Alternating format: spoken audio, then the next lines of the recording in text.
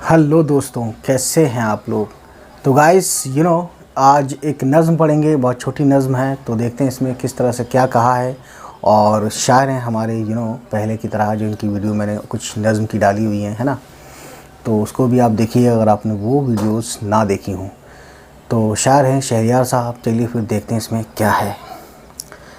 नज़्म कुछ यूँ है कि अंधेरी रात की इस रहगुज़र पर हमारे साथ कोई और भी था। उफ़ुक़ की समत वो भी तक रहा था, उसे भी कुछ दिखाई दे रहा, उसे भी कुछ सुनाई दे रहा था। मगर ये रात ढलने पर हुआ क्या, अब हमारे साथ कोई नहीं है।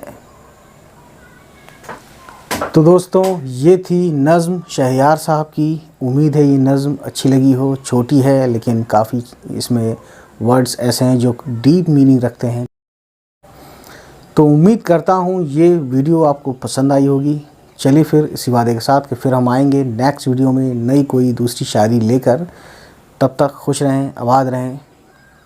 बाय बाय, टेक केयर, खुदा हाफिज़।